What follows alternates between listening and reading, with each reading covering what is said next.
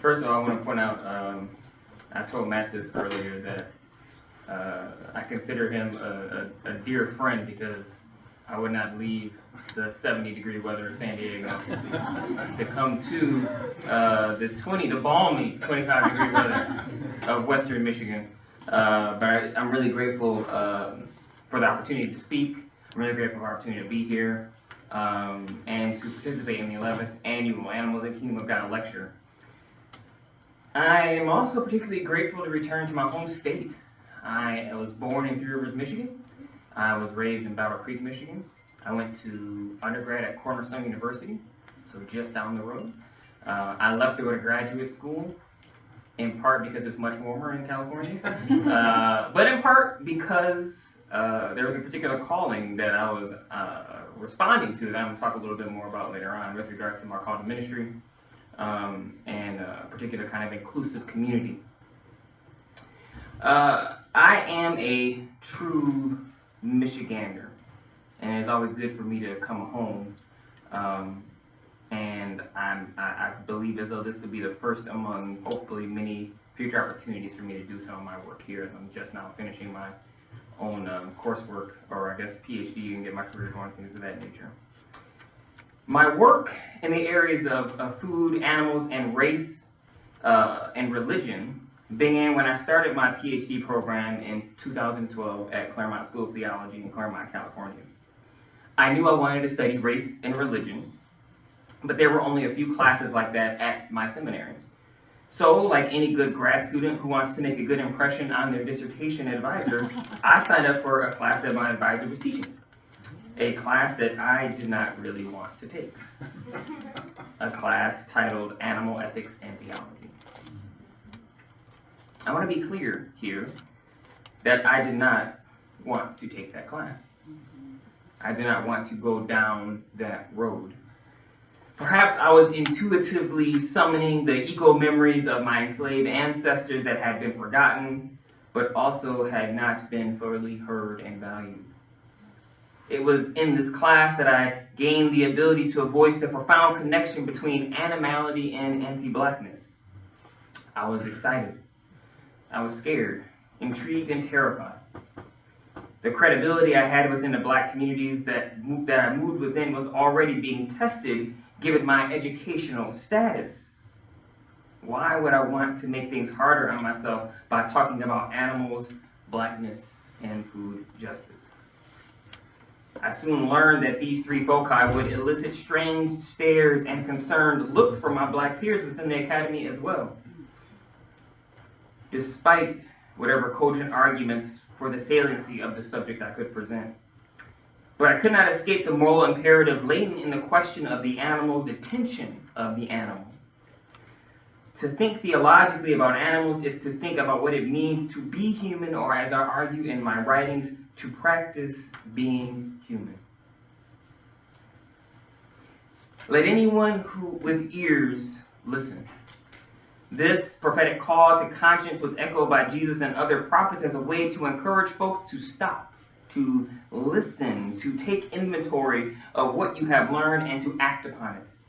This contemplative stance of stopping and listening to my inner self, listening to people like my grandfather, once a migrant picker raised in Jim Crow, Mississippi, a man who thinks of himself as connected to non-human nature in ways that challenge traditional black and womanist theologies.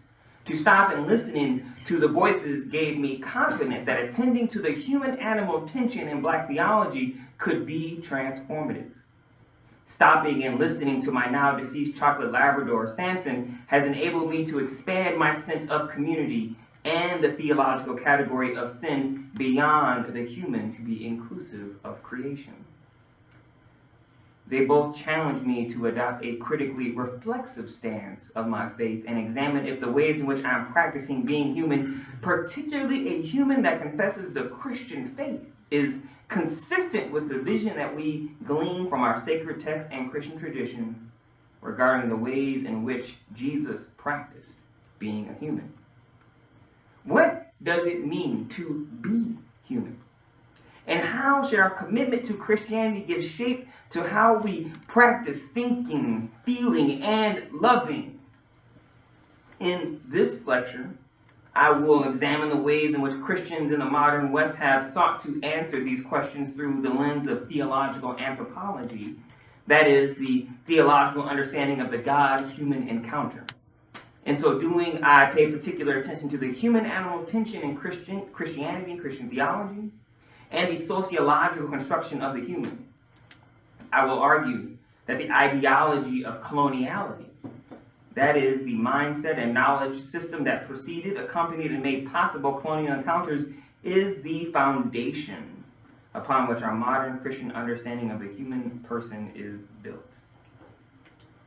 Consequently, I suggest that racism and the white racial frame, the offspring of colonial Christianity, have crippled the theological imagination of Christians and Christian theologians, such that when we imagine what it means to be human, we likely imagine what it means to live according to Eurocentric and masculine norms.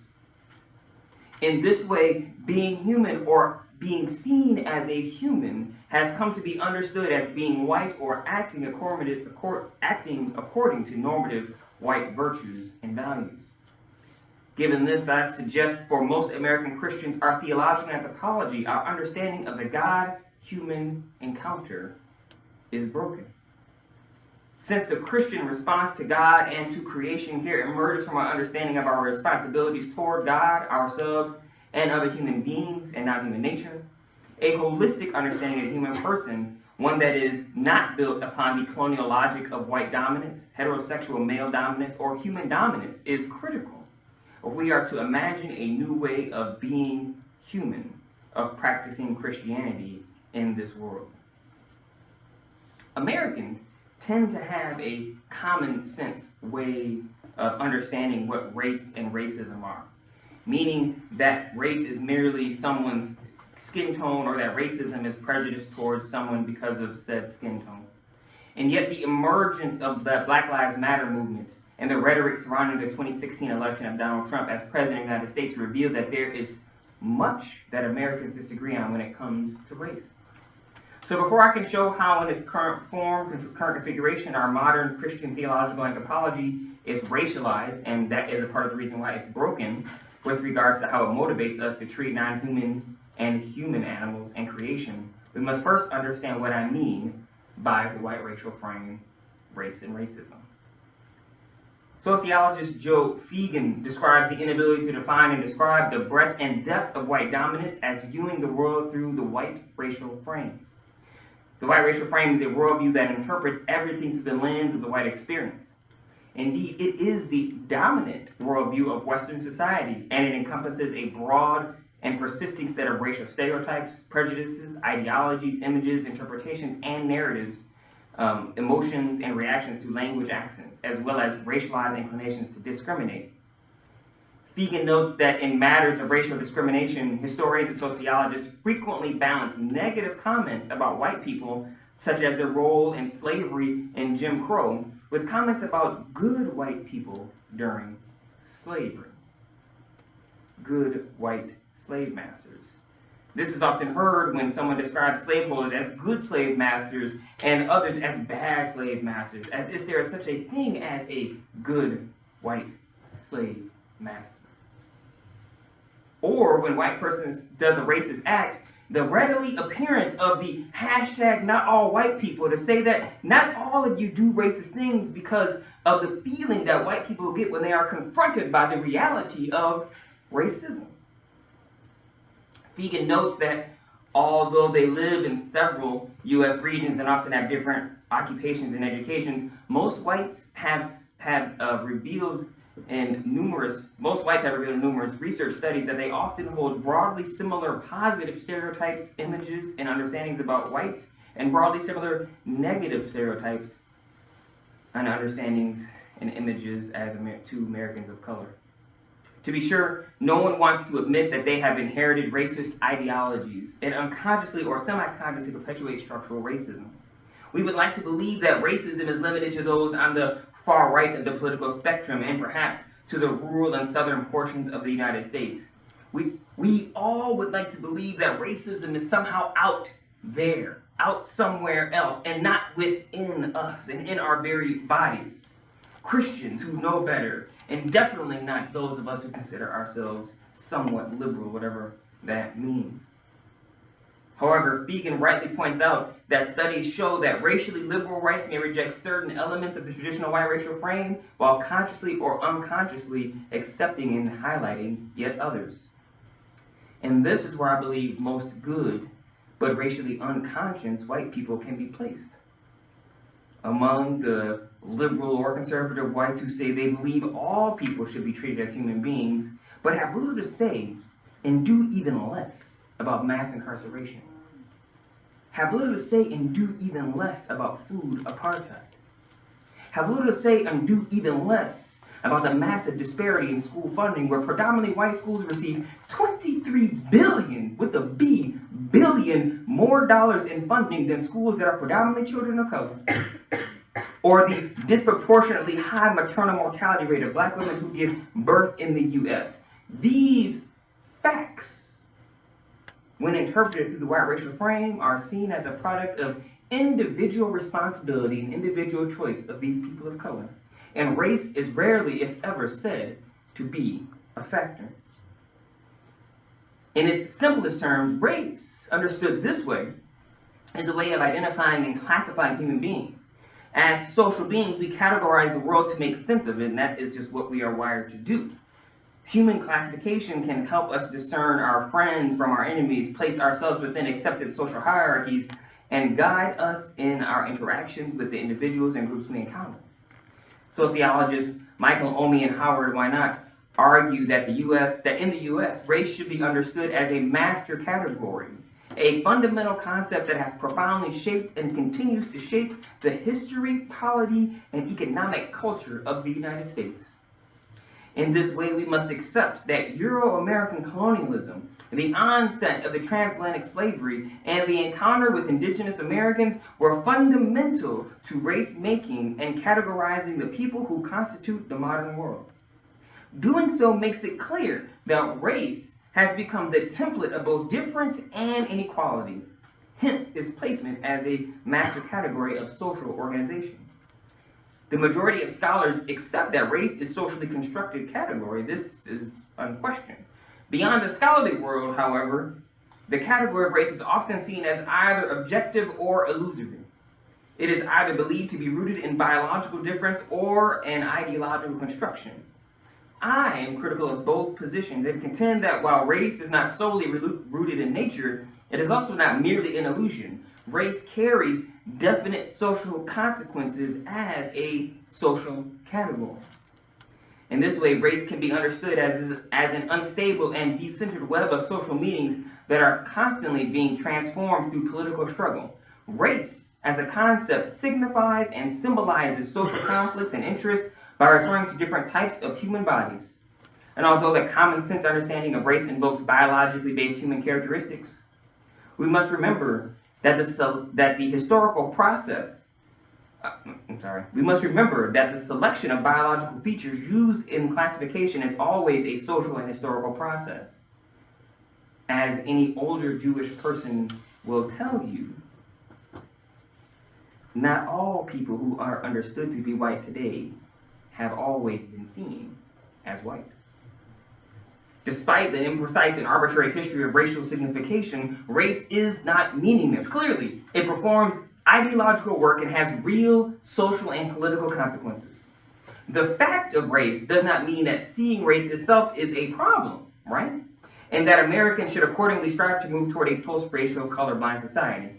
Rather, I contend that the task of any project that attempts to examine the social structures of American society, including American Christianity and Christian theology, ought to utilize racial analysis as some part of its analysis to have a clear and accurate understanding of the everyday implications of said structures and beliefs. Our modern understanding of the word society is a product of colonial thinking. Beginning in the middle of the 16th century, society came to mean not just the company that we keep, but also a bigger whole of which individuals are a part.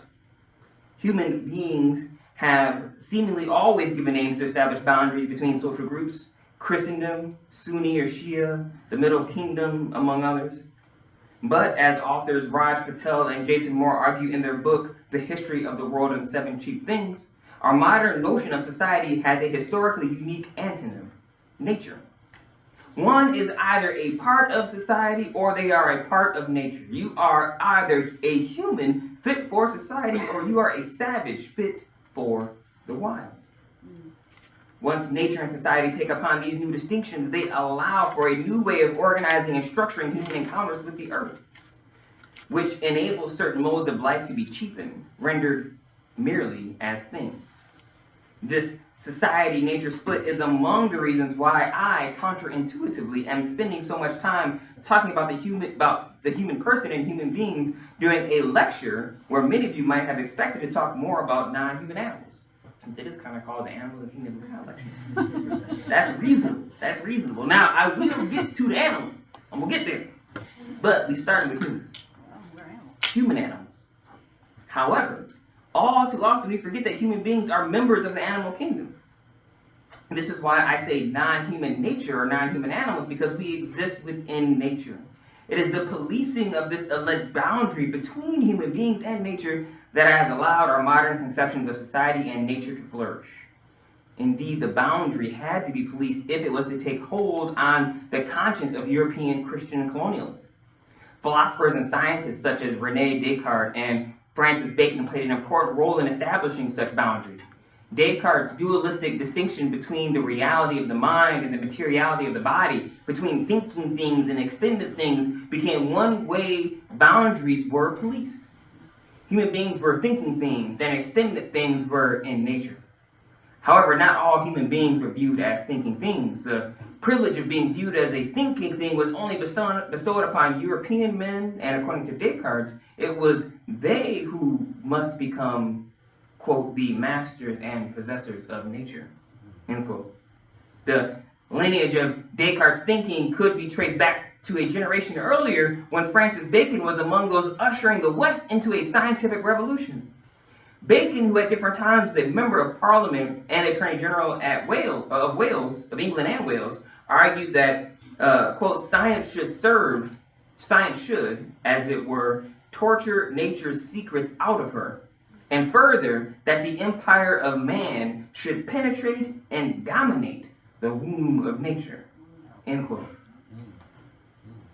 The invention of the dualistic binaries of nature and society were deeply and purposefully gendered to reify the human, the European man. In this way, Baconian scientific theory and Cartesian dualism are much more than a part of the foundation of modern science and philosophy. They are normative descriptions of how we are told to best understand and organize power and hierarchy. Human beings over nature, men over women, Europeans over all non-whites, colonizer over colonized. The hierarchical ordering of bodies is not a new concept to those responsible for the emergence of Euro-American empire and colonial dominance. Hierarchies had existed in the West for some time. However, during the 15th and 16th centuries, ideas began to circulate that enabled the nation state and Christian theology to weaponize hierarchy in order to cheapen human life. While the nation state's interest in weaponizing the concept of racial and gender hierarchy was primarily economic, for the Roman Catholic and Protestant churches, the interest seems to align with a desire for the practice of their faith to conform to nationalist empire-making ideologies. Indeed, it was during this period that the churches began to be economically separated from the state and were therefore losing their historical means of political influence. Given the structural power is maintained through a combination of economic, political, and ideological influence, the era of coloniality has seen churches pursue ideological authority as a means to maintain some degree of power and influence within the lives of their parishioners. In this way, it is no coincidence that colonialism and chattel slavery emerged during the period when European Christian men were able to claim that Africans and indigenous American people were evil and savage because they were either non-Christian or too close to nature and like animals, and therefore distant from God. For the church, hierarchy is weaponized as a way to theoethically justify the immoral and unjust domination of people of color by Euro-American people in general and by men in particular. In so doing, religious orders sought to normalize the oppressive practices as either divinely ordained or worthy of reward in the afterlife. As civil rights pioneer Howard Thurman and civil rights pioneer and black theologian Howard Thurman noted in regards to white oppression of people of color in the book Jesus and the Disinherited, quote, "If the oppression is viewed as normal, then it is correct. If it is correct, then it is moral. If it is moral, then it is religious." End quote. Liberation theologian Dwight Hopkins has described the current implicit yet dominant theological anthropology of U.S. Christian culture as demonic individualism. He contends that the theological anthropology of demonic individualism reveals itself in a kind of American cultural trinity. First, historical amnesia, which affords American Christians the ability to pretend that history did not occur by avoiding difficult questions that challenge white nostalgia, such as the Native American genocide. Instantaneous fulfillment of desire has created a lust for instant gratification in one's spiritual life, wherein American Christians find comfort in, as Bonhoeffer will call it, cheap grace. And lastly, we're number one, mythology, which builds upon notions of American exceptionalism, the idea that America needs to be great again, which leads to the dehumanization of our so-called opponents that impede our greatness, currently being immigrants from bleak hole countries and Muslims. This is the theological anthropology that Christians in America have inherited and continue to fashion today. One that denied the very humanity of people of color and women while simultaneously placing some human beings as masters rather than fellows of creation. In an open letter to an incarcerated Angela Davis, the essayist and social critic James Baldwin describes with poignant clarity the psychological and emotional impact of this theological anthropology on black people in America. Baldwin writes, and the quote is on the screen because it's so awesome, I want to make sure you guys had it clear. "The American triumph, in which the American tragedy has always been implicit, was to make black people despise themselves. When I was little, I despised myself. I didn't know any better. And this meant, albeit unconsciously, or against my will or in great pain, that I also despised my father and my mother and my brothers and my sisters. Black people were killing each other every day, every Saturday night out on Lenox Avenue when I was growing up, and no one explained to them or to me that it was intended that they should. That they were pinned where they were, like animals, in order that they should consider themselves no better than animals. Everything supported this sense of reality. Nothing denied it. And so one was ready when it came to go to work to be treated as a slave. So one was ready when the human terrors came to bow before a white God and beg Jesus for salvation. Here, Baldwin hints at how some Christian norms encourage black people to seek freedom from oppression through eschatological salvation rather than seeking freedom through the elimination of the oppressive structures themselves. Most importantly, Baldwin captures the dehumanization and animalization felt by many people of color in America and the complacent, if not complicit, role of Christianity in normalizing black suffering. Now, most Christian activists and theologians of color who do anti-racist work or human rights work have touched upon, as Matthew called it, the animal question in some way. I agree with black feminists Ath and Silco's claim that a good analysis of racism or coloniality usually calls attention to the degree to which racialized folks are animalized. That is, those who seek to maintain or create an oppressive dynamic between two groups often describe the marginalized group as falling outside of the realm of human, as a way to legitimize behaviors that would otherwise be considered unethical at best and evil at worst. However, the analysis done by most activists and theologians of color on the relationship between anti-racism and animalization tends to stop at this point, followed by the claim that we people of color are humans too, and should be treated as such, rather than being treated like animals.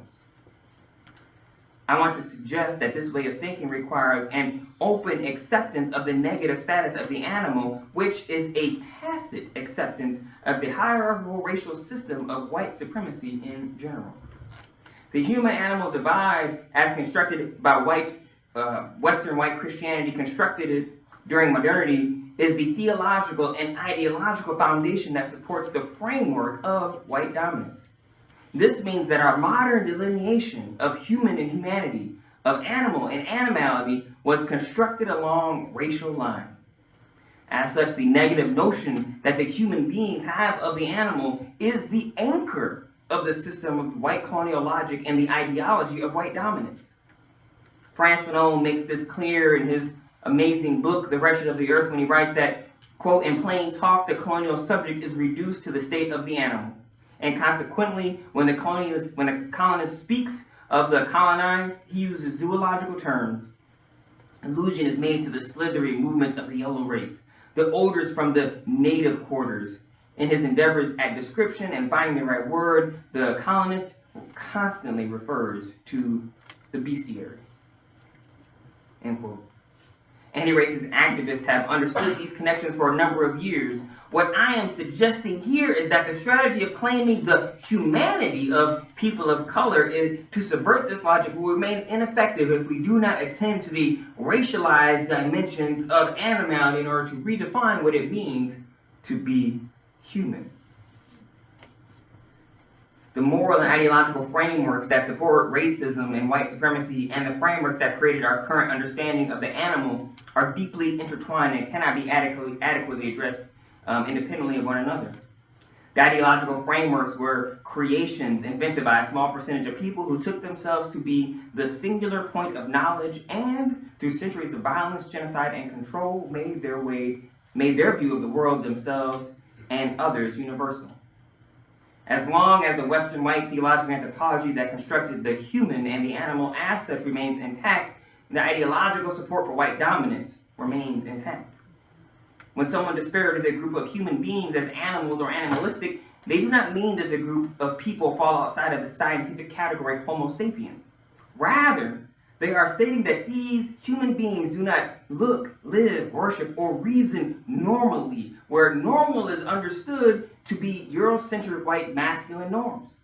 In other words, when one does not act white, or when one behaves in ways that challenge white male dominance, they are seen as an animal. Depending upon how well some animals can replicate the norms that Western white Christian men dictated as human norms, certain non-white human animals can be treated like humans, even if they could not ever really be human in this construction. This is how the dominant culture's conception of the animal, developed within a culture of Christian white male supremacy, became the conceptual vehicle that morally and ideologically justifies violence against subhuman, e.g. people of color, and non-human animal others. Given this, I argue that the central message embedded within U.S. Christian theological anthropology is that in order to be Christian, one must become human. In order to become human, one must become white. In order to become white, one must accept the hierarchy that protects the image of the heterosexual white male as the image of God, the pinnacle of creation. By this, I do not mean to say that American Christians have explicitly been taught, at least in the post-civil rights era, that whiteness is necessarily better than other races or ethnicities. Rather, American Christians are implicitly taught and socialized to accept a normative structure of Christianity that places humans as the pinnacle of creation. Racial formation asserts that the human is understood to be white, patriarchy ensures that he is male, and heterosexism ensures that he is straight. As such, when people of color and women strive to be full human beings within this flawed understanding of the human person, we are striving toward an anti-Christian theological principle that replicates an oppressive hierarchical structure that places whiteness, maleness, and heterosexism as the pinnacle of creation. By uncritically adopting this theological anthropology, all Christians, not just people of color, all Christians are consciously or unconsciously subscribing to theological norms that have historically marginalized women, people of color, creation, and hindered our ability to practice being human in ways that are consistent with the example we find of Jesus in the gospel. This theological anthropology is a product of coloniality and the adoption of a colonial Christianity. The colonial encounter between European Christians and indigenous peoples marks the beginning of Euro-American empires that have played a primary role in ushering us into our current geopolitical and geological age. Empire making of this magnitude has historically required the cheapening of life for the benefit of those few in power. To be sure, empire making was not new. Coloniality is what sets Euro-American empire apart from other empires that emerged from Western civilization. Coloniality enabled non-human life and certain human bodies to be policed in ways that would render them perpetually other, perpetually cheap, by placing them within the oppressive dualistic hierarchies, particularly hierarchies of society and nature. Consequently, a decolonial theological anthropology that enables all Christians to reimagine the God-human relationship in ways that allow all life, both human and non-human, to flourish is essential for liberation from this oppressive theology. My process for fashioning a decolonial theological anthropology begins by re-examining the creation narratives within the Bible to discern the roles that God has called Christians to assume in regard to care for the earth. However, given the time constraints of the lecture, I am not going to be able to delve into the biblical aspects of my construction project. Some of you are probably happy about that. Some of you may not necessarily be, and that's okay. However, my working assumption is that some of you may have already encountered this material in the Bible and the human person before, either in other lectures in this series or by other authors such as Ellen Davis and Theodore Hebert, among others, whereas the other constructive portions of my lecture are much of my own thinking. To be sure, I can address the biblical questions in the Q&A if some of you are really interested in getting into the nuance of the text. I'd like to briefly sketch out how I think those committed to practicing being human and practicing Christianity can live in ways that could help our society make meaningful changes to how we understand and interpret what it means to be human and to be Christian. I suggest that decolonial thinking, which challenges the normative epistemological assumptions that have given shape to modern Christian theology, can help us rethink our theological anthropology in at least two ways. Firstly, a decolonial thinking asks us to accept that the epistemological foundation of Western Christianity is entwined within a logic of coloniality, and as such, we must develop an anti-oppressive theological anthropology. The way we have come to understand ourselves as being human is inherently hierarchically oppressive. Given the psychic hold of coloniality, a secondary requirement of decolonization is that we take what Howard Thurman describes as an inward journey, where we begin to answer the question, who are we really? To which I ask a second question, who do we want to be and to become? Who do we want to be and become? This critically reflexive soul work enables us to seek out and dismantle the sentinels that have dutifully guarded the colonialist logic that consciously or semi-consciously influences our thoughts about the human person and Christianity. At its most basic level, a decolonial theological anthropology should aim to describe whom people are called to be, how people are called to live, and what we are called to do in the world. The norm that makes this theological anthropology decolonial is the non-negotiable theological principle that all creation has sacred worth and that no created being should be marginalized or exploited in the eyes of God. All human beings are created in the image of God, the Imago Dei, and should view themselves as a human freed from the white Christian patriarchal norms that created and justified the exploitation of an other. As such, human beings should strive to create human God, human, and human nature relationships that mirror the life and teachings of Christ, the Imitatio Christi, whose earthly ministry was to serve the marginalized and care for the others, or the least of these. Further, we have divinely appointed vocation to practice stewardship among non-human animals and to care for the earth, which is a part of carrying out the mission of God, the Missio Dei. The decolonial theological anthropology I'm constructing attempts to recast the God-human relationship in ways that can lead to the collective flourishing of all creation. However, given the differences in social positionality and structural oppression, what a decolonial theological anthropology for people of color and for white people requires will be different in practical application, even though the starting points are the same. As such, I will address the Imago Dei and the Imitatio Christi for people of color and for white Christians separately. These three theological categories are generative insofar as they enable the construction of a counter-narrative that uplifts the dignity, value, and capabilities of bodies gendered as female and raced as black and or brown and or people of color. These three theological categories build upon and inform each other in ways that would help Christians view earth care as a critical and necessary expression of our faith. What does it mean for black people, people of color in general, to be described as imaging God? How does being created in the image of God reshape African American Christian attitudes towards other humans, the earth, and themselves? I contend that by embracing the biblical claim that they are created in the image of God, African American Christians can break free from the U.S. Christian theological and anthropological norm that designated us as less than human or other. In this way, accepting that we were created in the image of God becomes the decolonial response to the othering that African American Christians have experienced. Jesus' embodiment as a human being created in the image of God is significant for black people when we consider his embodiment in light of Jesus' teaching of the greatest commandment: to love God with all one's heart, soul, and strength, and to love one's neighbor as oneself. Womanist theologian Karen Baker Fletcher contends that to see Jesus as fully human and fully God is to see Jesus as a manifestation of spirit in creation, working in harmony with itself.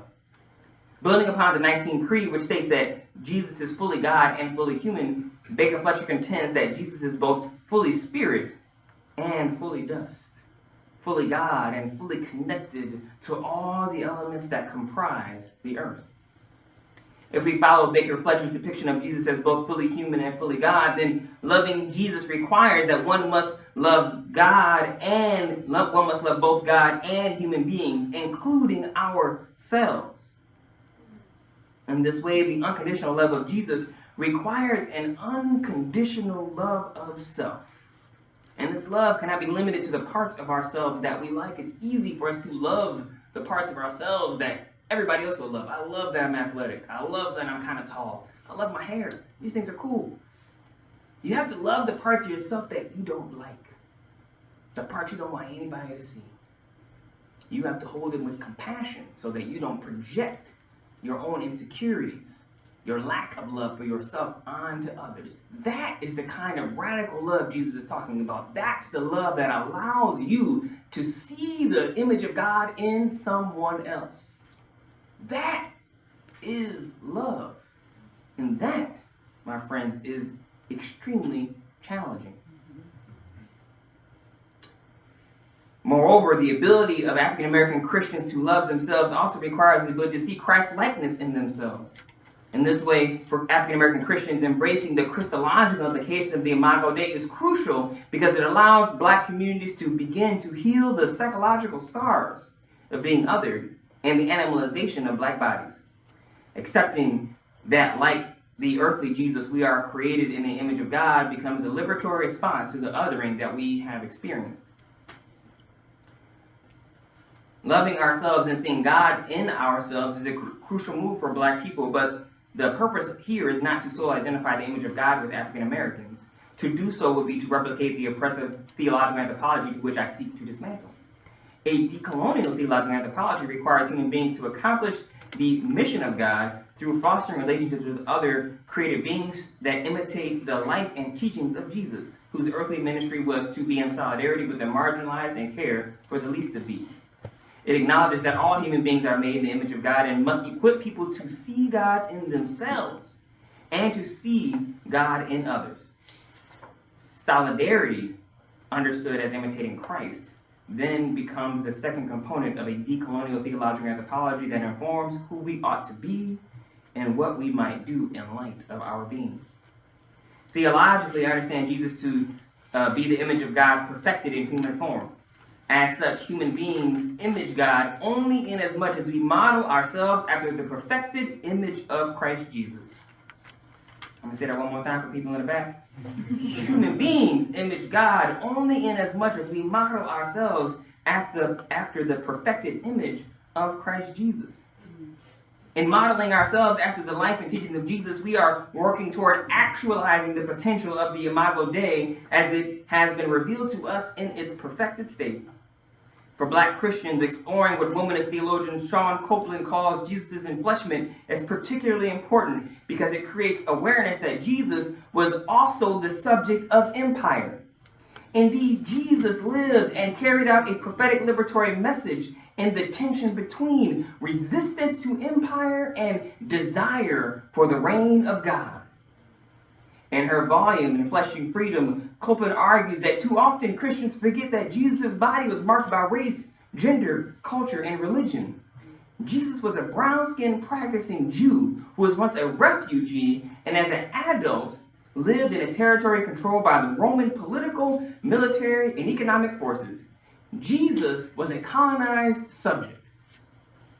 Jesus suffered from the colonization of the Roman Empire, and we often forget this. American Christianity often interprets Jesus through the lens of the white racial frame, and thus the radical and prophetic nature of his message is tamed. In this way, imitating Christ means reclaiming the radical message of Jesus by embodying the gospel that challenges and denounces oppressive and exploitative relationships. I just put this in here this morning. I love it. I was thinking, how can I concretize this? I'm like, aha! Jesus makes his concern for the elimination of exploitative and oppressive relationships clear in his first major public address, where he states that we are to do to others as you would have them do unto you. The power of this statement is found in its subtlety. If human actions toward others, toward those who have been described as others, mirrored our expectations that they do not treat us as an other, then the theological or anthropological category of other can no longer exist. Instead, Jesus calls us to recognize that all created beings have sacred worth and are deemed good, or at least very good, by God. As such, we all exist in an interdependent relationship. By othering other created beings, allowing hierarchical oppressive relationships to persist, we violate the norm of the decolonial theological anthropology that no being should be marginalized or exploited in the eyes of God because all created beings have sacred worth. As it relates to non-human animals, recall that the conceptual framework that justifies the racialized othering of blacks is intertwined with the framework that justifies the animalizing othering of non-human animals for human exploitation. In order to eliminate, rather than just replace the oppressive hierarchical structure of racism, Jesus' call to eliminate the theological and anthropological category of other must extend to both human and non-human animals. In this way, our relationships with the non-human animals, particularly the animals within our food system, should adjust accordingly. Indeed, our relationship with non-human animals should be influenced by Jesus' teaching that those who are peacemakers will be blessed, and his refusal to use violence to prevent his own arrest. In the last example, Jesus shows us that human beings should not harm other living beings. Harming other beings or ending another living being's life when it is unnecessary for our survival allows the logic that justifies the oppressive hierarchical relationship between one group over another to persist. In this way, the killing of non-human animals in general, and specifically the killing of non-human animals for food, perpetuate the same logic of oppression, the same colonial Christian logic that has justified the exploitation of all non-white human beings, women, the LGBTQ community, and the environment. Thus, if we desire to eliminate oppressive hierarchical relationships, imitating Christ means that our plates and our bowls should look drastically different than they typically do. For white Christians who are committed to a decolonial theological anthropology, embracing the implications of solidarity from the Imitatio Christi and the Imago Dei requires a different focus. For white Americans, solidarity first begins with the cultivation of a critical consciousness, wherein their personal experiences or the narratives of a particular group, gender, race, class, etc., are not universalized as truth. Seeing the other as full human beings means honoring the truth of multiple experiences and discerning what action ought to be taken in light of those multiple experiences. Copeland writes that through the practice of solidarity, we not only apprehend and are moved by the suffering of the other, we confront and address its oppressive cause and shoulder the other's suffering. In this way, for white Christians, solidarity should aim to cultivate an openness that enables them to authentically engage with those whom they and their ancestors have historically marginalized and abused. Solidarity then becomes a task. Solidarity becomes a praxis where responsible relationship between and among persons, between and among groups, and between and among humans and non-human animals and non-human nature may be created and expressed, mended, and renewed. Secondly, solidarity requires anamnesis, the intentional remembering of the exploited, marginalized, and minoritized victims of their historical and ancestral legacy of oppression. To be sure, while most white communities will share narratives of their ancestral past, however, these narratives have likely been interpreted through the white racial frame and suffer from historical amnesia. It has always been more convenient for white Americans and white American Christians to forget or to never ask oneself questions such as, what happened to those people who held claim to the land we currently call our own? Why did the end of slavery bring about the black codes and convict leasing and segregation? When did women become legal adults and have rights? Why did the federal government begin to give entitlement or welfare payments to corporations? Historical amnesia prevents Americans, and particularly white Americans, from developing a realistic understanding of the privileges they and their ancestors have been afforded. Conversely, the solidaristic practice of anamnesis requires a truthful engagement with history.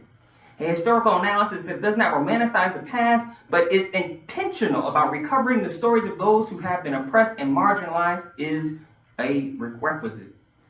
Moreover, the stories and voices of those who have been silenced become prioritized because through a practice of solidarity, one apprehends and is moved by the suffering of the other. You feel their suffering as if it is your own suffering. You feel their suffering as it is your own suffering. This is not to say that white experiences and stories do not matter or they do not need to be told. They totally still need to be told. Rather, I am suggesting that the stories of colonial encounters with indigenous people and Africans should not center on the white experience of the encounter without discerning how that narrative has been used to prop up the myths of white dominance and white saviorism. Indeed, whiteness has become an idol that all too many Christians worship, often through the physical or mental image of a white Jesus that looks, thinks, and acts in ways consistent with how they just so happen to look, think, and act. Isn't that just amazing? Once the stories of marginalized and oppressed people are accepted as true and meaningful, white Christians can begin to see beyond the lens of colonial Christianity because the experiences of the oppressed become the counterframe that enables them to see the world anew. But how?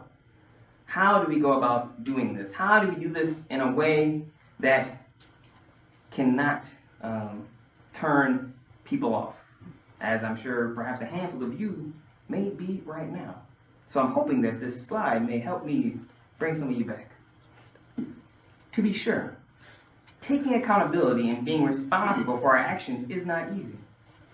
Doing so can be emotionally reactive and triggering for some people because the white racial frame enables us to collectively forget and sanitize Euro-American history such that remembering our past becomes a shocking experience. However, rather than dismissing the feelings that come up when you image and imitate Christ in the ways I have described, I would invite you to take what contemplatives best describe as a U-turn and ask yourself why you feel this way. Why do you want to dismiss some of what I'm saying? Why do you want to dismiss the truths of people of color? Why is the pivotal word, and that is a question for you to discern. Rather than blaming others for how they, quote unquote, made you feel, The U-turn asks you to attend to your own feelings, to hold them in compassionate care. What I'm suggesting is that within each of those reactivities, within each of those feelings, within each of those resistances that you have to what I'm saying, that the things that tell you to not be in solidarity with people of color because your individual relationship God is just fine, the feelings that tell you that it is not important to make explicit the racial and patriarchal ideas that created our modern theological anthropology, within each of those feelings has within it a kernel of wisdom. Each of those feelings matter and need to be attended to. They have a kernel of wisdom that can be potentially liberative for you. Perhaps you are afraid of what others might think if you explicitly name and center racism and sexism in your work. Or you long to move past addressing racism and sexism because you feel that mentioning them only stifle or fragment the conversation. Or you are angry because you feel as though you are always being blamed for the actions of your ancestors. Or you feel as though you lack the acumen to confidently make such a claim. What I'm suggesting is that these feelings are helpful in as much as they serve as guideposts for us to decolonize our minds by helping us identify the assumptions that reinforce the logic of coloniality, the epistemological foundation of our modern theological anthropology. In this way, by compassionately attending to our fears, longings, anger, and obstructed gifts, we're able to gain a critical distance from these reactivities in order to examine the unmet need that gave rise to them. We attend to them so we are no longer enmeshed in those feelings. Analyzing these reactivities from this grounded, compassionate space allows us to discover that perhaps our fears are rooted in a desire to be seen and not shut out of an important theological conversation. Perhaps our longings emerge from a hopefulness for a socially just future that resides within us that we just can't quite articulate. Or our anger comes from a desire for equity and our frustration with the lack of meaningful progress towards such ends. All of these feelings are grounded in our desire to be seen and valued as full human beings. Indeed, to see and value others as full human beings as well. This is why those reactivities are kernels of wisdom. This internal soul work is critical for all people to do, but it's particularly critical for white people to do if our species is to survive the current geological and geopolitical epoch we find ourselves in. We must develop the capacity to see each other as full human beings, to see non-human nature beyond an instrumental use. We must recognize that our longings to be seen and heard extend to those who are already ecologically and economic victims of our current environmental crisis, human and non-human alike. And it is through this realization that we can commit to being in solidarity with all of God's creatures who are suffering. Baker Fletcher's description of Jesus as the embodiment of the perfected Imago Dei adds a crucial decolonial frame to my description of the Missio Dei, given her focus on the personhood of Jesus and the liberatory nature of his ministry. She argues that if Jesus was dust and spirit like us, then the rest of us humans are likewise called to a holistic relationship with the planet. In this way, accepting that we are created in the image of God allows the spirit of liberation to work within, persuade, and love Christians into carrying out the mission of God.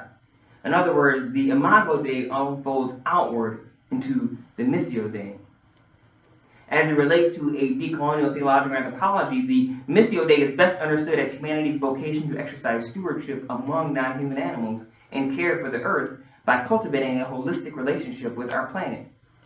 To be sure, exercising stewardship among creation should not be understood as an attempt to create an egalitarian relationship between all created beings as equals. The biblical analysis I use within my larger project shows that the Missio Dei to exercise stewardship could only successfully be accomplished if Christians live up to the responsibilities conferred upon us as bearers of the Imago Dei, and do this in such ways that imitate the life of Christ.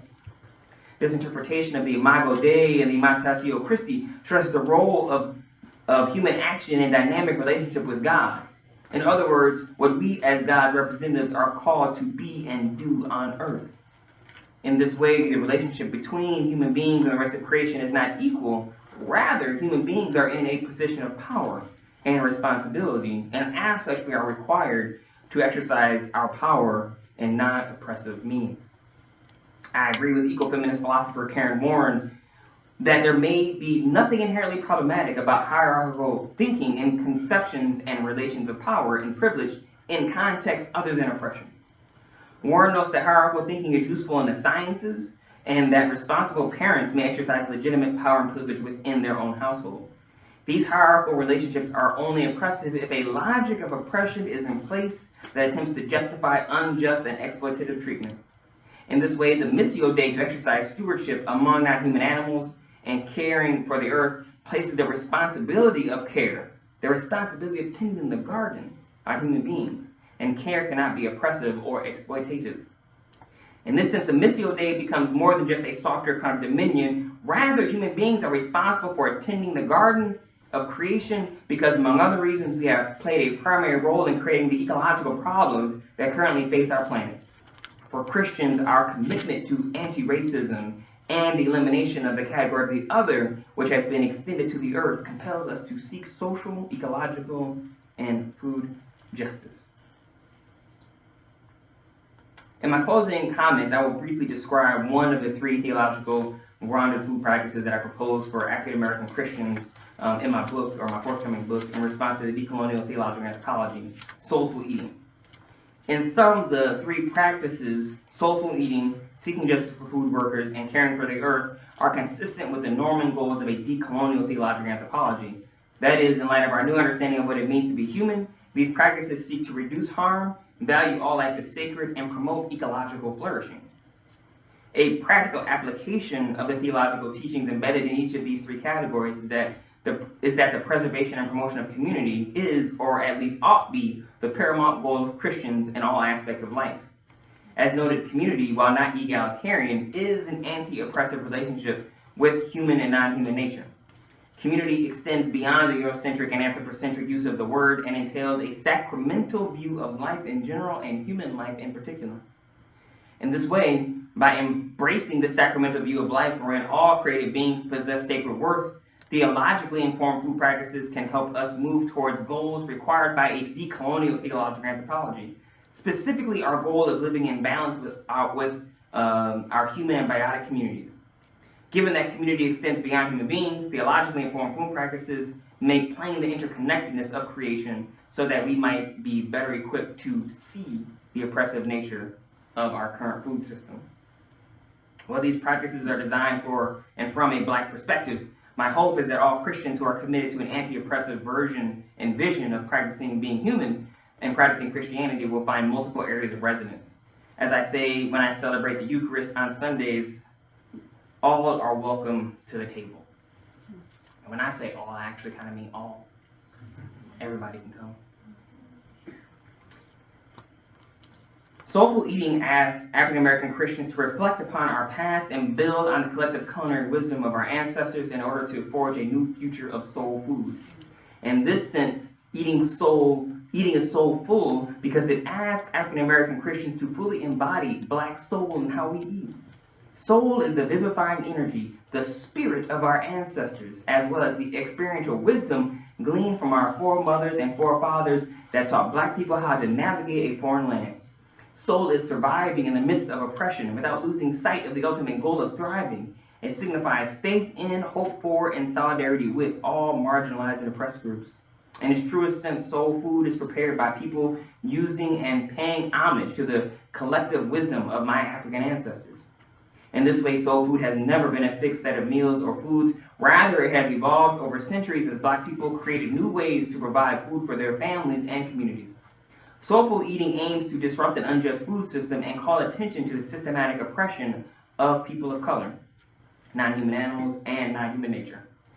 Given that an open acceptance of the negative status of the animal is at minimum a tacit acceptance of the hierarchical racial system of white supremacy and the subjugation of other non-human animals, soulful eating asks African American Christians to adopt an ethically vegan diet and practice what I and a few other scholar activists call Black veganism. This is an ontological veganism that we can talk more about later. As such, soulful eating aspires to cultivate the virtues of justice through the expressive disposition of Black veganism, which aims to preserve and promote communities, particularly communities of color. Black veganism then becomes one way we can decenter normative whiteness as a means of reclaiming what it means to be human by defining our humanity in ways that are more consistent with the Christian faith than Western white theological anthropology has proven to be. Black veganism differs from uncritical, or one might say ontologically white, adoptions of a vegan diet and decenters whiteness in 3 ways. First, Black veganism investigates the root and scope of colonial thought by making explicit the connection between the logic of racism and the colonial use of the term animal.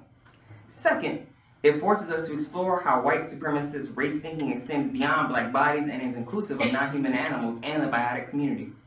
Lastly, it forces us to examine how the language of animality and animal characteristics has been a tool used to justify the oppression of any being who deviates by species, race, or behavior from Western Christian theological anthropological norm, where white heterosexual male is considered an ideal being. Black veganism seeks to make explicit these social and political norms that are assumed as just because they are normative. To be sure, the blackness of Black veganism should be understood ontologically, meaning one does not have to be Black to practice Black veganism. Rather, the blackness of Black veganism signifies a commitment to an anti-oppressive and anti-racist epistemology that grounds our notions of humanity and animality in ways that influences what we consume. Black veganism is one way in which we eliminate the theological and anthropological category of other from our bowls and our plates. While there are numerous benefits to a plant-based diet for the purposes of food justice and soulful eating, there are 3 reasons why I argue for the practice of Black veganism. The first reason soulful eating should be vegan is the connection between this practice and the practice of caring for the earth, given the ecological impact of eating non-human animal flesh. In its current iteration, the industrial animal agriculture has a tremendously negative impact on the environment. Practicing ethical veganism helps care for the earth by, among other things, reducing one's carbon footprint and contribution to global climate change. In this way, the practice of soulful eating leads and is complementary to the practice of caring for the earth, of which I will say more in the third practice. Secondly, the decolonial theological anthropology goal of imitating Christ requires that Christians should work toward ending the oppressive human and non-human animal relationships upon which our current food system thrives. Indeed, imitating Christ means that African American Christians should embody Christ-like compassion toward non-human animals by not harming or killing other created beings unless necessary for our own survival. Moreover, imitating Christ and exercising stewardship pushes African American Christians to fight against the logic that perpetuates the oppression of Black people and justifies the dehumanization of Black bodies, which is consistent with the logic that justifies the theological practice of othering that affects both Black people, non-human animals, and women. The third and most important reason why soulful eating is vegan is that Black veganism de-centers whiteness by making explicit the connection between modern race thinking and the animal. Thus, Black veganism fosters a theological anthropology that is anti-oppressive, life-affirming, and justice-oriented. Author Marjorie Spiegel argues that in the case of the treatment of African slaves and non-human animals, fear played a primary role in the minds of colonists. The literature of the times paints colonists as being terrified both of the darkness and of the carnivorous animals that dwelled in the wilderness. These fears manifested themselves in the psyche of the colonists, and Spiegel argues that they projected those fears onto women, Africans, Jews, and even nature as a way to cope. For this reason, we saw Euro-American men portraying African men as rapists of Euro-American women, when in fact, it was mostly Euro-American men who were raping African women. We also see humans justifying their violent treatment toward non-human animals on the grounds that animals aren't capable of distinguishing moral from immoral behavior, when it is in fact humans who continually engage in wars and commit other atrocities toward other human beings. When viewed honestly and critically, it becomes apparent why the oppression of non-human animals and non-human nature and of people of color has been so similar. From the perspective of the oppressor, all victims, regardless of their species, are indistinguishable. From the perspective of the oppressor, all victims, regardless of their species, are indistinguishable. Understood from this perspective, it becomes clear that allowing structural oppression of any kind to exist is a tacit endorsement of this type of oppressive logic. Indeed, we cannot merely accept the hierarchical logic and structural oppression that justifies non-human animal oppression without also adopting the colonial logic and the theological othering that justified African enslavement and continues to rationalize the oppression of black and other minoritized people. The other two practices, seeking justice for food workers and caring for the earth, build upon this decolonial foundation of soulful eating. They are interconnected in as much as they aim to ask us to reimagine what it means for Christians to practice being human in our modern age. Thank you.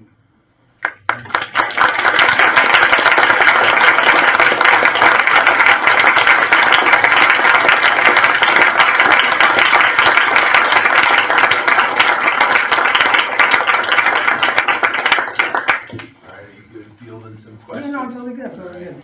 Yeah, so if there are any questions, thank you for your patience. I know that went maybe just over an hour, which I was hoping to keep it under an hour. So I kept having to squeeze things in because I wanted to make Matt happy. So, anyway. But yeah, if there are any questions, I'd be more than happy to respond. Yes? What are ways that through veganism, white Americans can strive to seek solidarity with people of other races? Yeah, thank you for asking. One thing I that's a great question, and one thing I which again I can't say everything because you just don't have time, but veganism, the way I describe it as black veganism, it makes explicit both the, like, first of all, I guess to say when people ask you in conversation about why you're vegan, don't do it while you're eating. But outside of that, if you're practicing it, you can explain that there's a sociological implication to why you're doing it. So first of all, you as a white person can tell another white person, this is among the reasons why, because I acknowledge this, right? So it begins the conversation and talk about the way race is structured in our society. Secondly, because people of color are disproportionately harmed by industrial agriculture, whether it be living close to factory farms, as in they do in California where I live, or literally working in the places. They're predominantly the people who work inside these facilities. In fact, there's an article in New York Times that came out, in the slaughterhouse, some things never die, and it's about the hierarchy of power in a slaughterhouse where like illegal or illegal immigrants and undocumented immigrants are like do the worst jobs. Then legal Latinos, then black people, then white people. Like, and it's a pyramid, right? So we're not being complicit in the marginalization and oppression of people of color who work in these factories and work on these, quite honestly, plantations, right? And so obviously those are the two predominant ways. By voicing why you made this choice. If you know, for people of color, there are obviously theological reasons that I mentioned as well. But then also recognizing that that choice impacts, and you're not being, I would suggest, complicit in these industries that continually do disproportionate harm to people of color. Thank you. That's a great question. I know I saw another. Yeah. You said you quoted someone saying that Jesus is holy, dust, and spirit, like us. Yeah.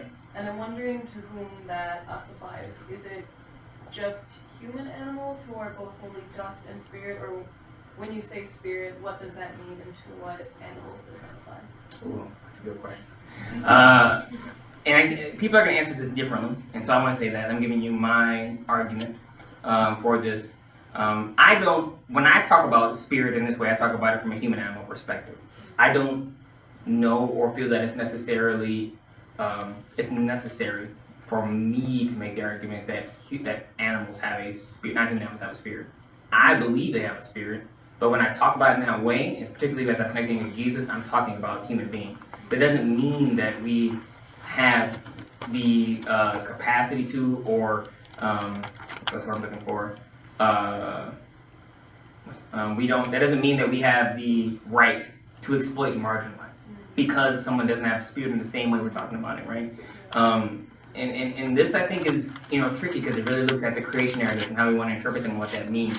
Because we're all created from the same stuff, right? And God breathes life into us. And when you look at the second creation narrative, God, in some sense, creates all things. And so there, I think it'd be foolish to say that they don't have some particular kind of spirit that animates them, that gives them their own particular subjectivity. But they don't have to have the same way in which we're talking about that kind of responsibilities, right? That comes along with bearing the imago Dei, right? I think that is a particular difference that I'm willing to be okay with. I sound very super liberal, and I am to a certain degree, but I would say I'm more radically orthodox. But that kind of orthodoxy that Jesus practiced that ultimately probably get you killed by the state, that tends to be the kind of orthodox I understand myself to be. I'm really trying to walk that line, and so I guess so that's my best answer for that question. There's a little more I can say, but I can talk for like forever. So I don't want to take up any more time. Thank you for that. That's a really good question. Thank you. The question is. Oh yeah, I'm sorry.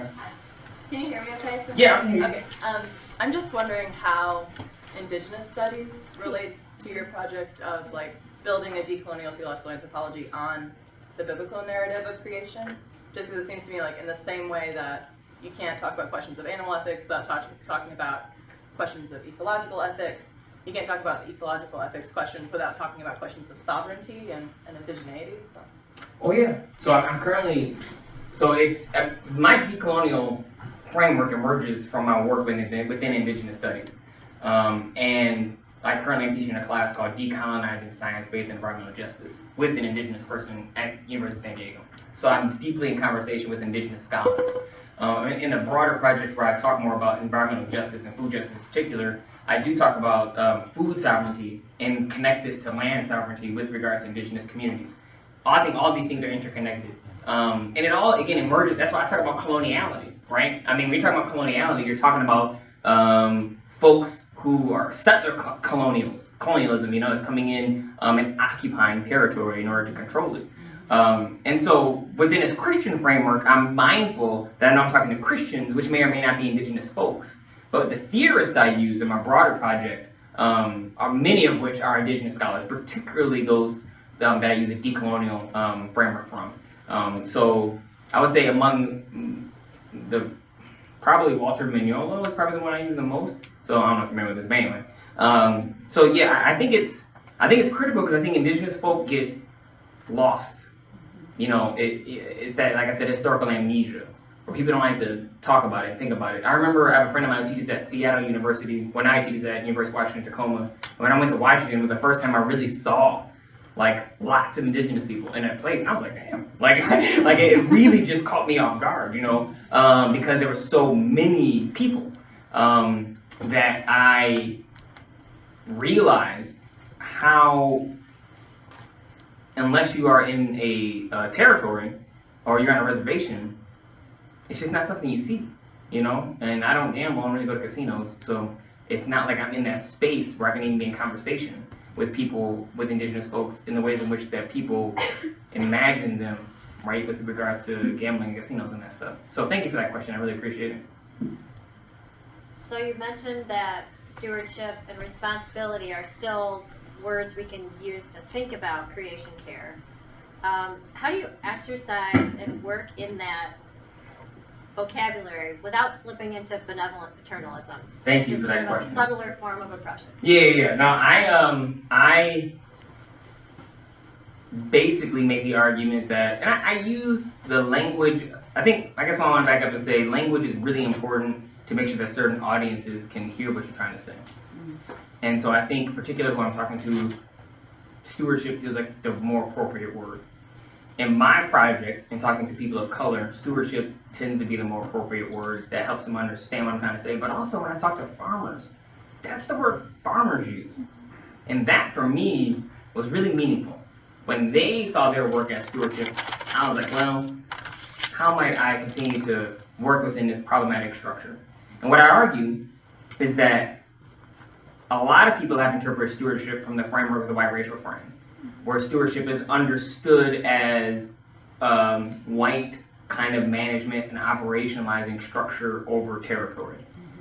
And I think trying to fashion an understanding of stewardship that is beyond that, I think is fundamentally critical. It's challenging, it's difficult, but what I do, I honestly quote farmers. That's what I do, because I think the people who think about it from benevolent paternalistic perspective are people who I think fall in the context of white saviorism, and so I try to address that in that way. But I try to keep in conversation with food justice workers, with farmers, and with activists, and when I hear people that are farm workers and farmers still use this word that's meaningful to them, I don't feel it's my position to say don't use this word because academics have, or some people have used it in inappropriate ways, right? And so it's something I'm still struggling with and something I'm still trying to quite figure out. Sometimes I use food sovereignty and land sovereignty. Like I try to find the right phrasing to get at it, but it's something that's, I don't feel like I've solved completely. Well, even responsibility implies a kind of power and agency over something else. And caregiving can very easily turn into usurping the agency of the thing that you're caring for, or usurping the identity or the importance or value of. So I'm just curious about how to negotiate a power relationship that could easily go wrong. I think that to me goes to the norms that I said. Like it has to have this, what I call a non-negotiable theological principle that the hierarchy cannot be oppressive and it cannot be exploitative and it cannot be, I say hierarchy, oppressive, exploitative, and instrumental, right? Because there's, I co-teach a lot of classes with scientists. My wife is a scientist. Like hierarchy is here. And hierarchy isn't bad. It's how we organize stuff. Oppressive hierarchy is terrible. Even within a parenting framework. I mean, we call these parents who abuse their kids, right? I mean, so there's still, you can do hierarchy in a wrong way. And so I think attending to those norms and making sure these norms stay up front and critical. And it's part of the reason why I stopped using liberative and started using decolonial and say anti-oppressive, because I think liberation can be used in such ways that it can invert the colonized to take the position of the colonizer. Yeah. And so when I say anti-oppression, it is a word that I believe moves us to constantly do that critical reflexivity, where we're always asking ourselves, is this actually resisting empire? Is this actually resisting oppression still? Like we see this in like white feminist work, right? That often gets accused of not taking seriously the experiences of women of color. Right? They're tending to one, but they're forgetting another. I think anti-oppression, again, is that signal that allows us to always go back and attend. So when I use the word praxis in my work, I'm often referring to this, it's very circular in that sense. It's something that's not, there is no particular kind of destination other than the beloved community, or to talk about the preservation and promotion of community, but that process is kind of consistently going around to reevaluate itself. It takes a lot. That's what, part of the reason I have that soul work part. I think is really important. You know, I don't think a lot of people. I think they get into this work for the right reason, and then they forget to constantly check their own soul and say, "Why am I doing this?" And that kind of contemplative stance, I have found to be life-saving. Life-saving. And I modeled it after Jesus. I mean, you see, Jesus. When he goes off, what I call contemplation, my grandmother, I told the students earlier, my grandmother would call going into a prayer closet. Like, you know, putting on a prayer shawl. Like, it's just advanced prayer. That's what I mean by contemplation. Like, I mean, you know, so, so that's kind of what I think is critical in that way. Thank you, because I think those are questions that I really nuanced in the writing that I didn't feel like people would be interested in.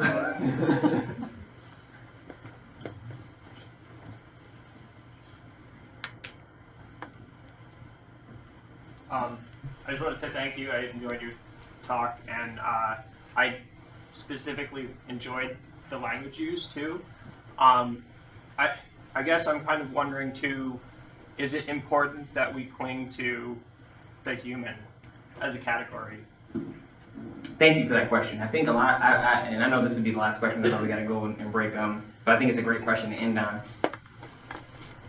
The reason I think it's important to cling to it is because from a Christian standpoint, it's the only way I think we can come to a full understanding of what it means to image God in this world. I think, and this is part of the reason why I went about constructing what the human ought to be and seeing it as practicing humanity, right? It's something that we are constantly striving towards. So I'm a United Methodist clergy person, I'm a Wesleyan, and he talks about this idea of perfection, right? This process of sanctification, the way the Spirit continues to work in you. And I see that as fundamentally what the goal of being human as praxis is and ought to be. I think the assumption that we are practicing being human while we aren't also practicing imitating Christ, that's why those things are so closely linked to me, is a false assumption. I don't know that we've actually, I don't know how many people actually are good at practicing being human.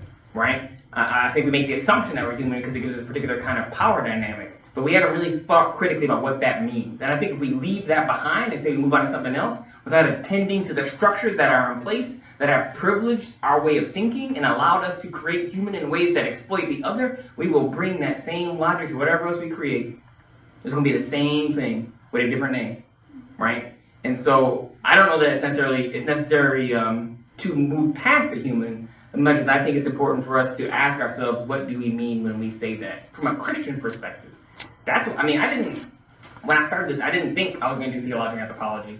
Like, this is the 4th chapter of my book, and I remember when I was writing it, I'm a virtue ethicist, is I guess, for those of you who would understand what that actually means, and I'm always concerned about what it means. I'm concerned about how we ought to be in the world.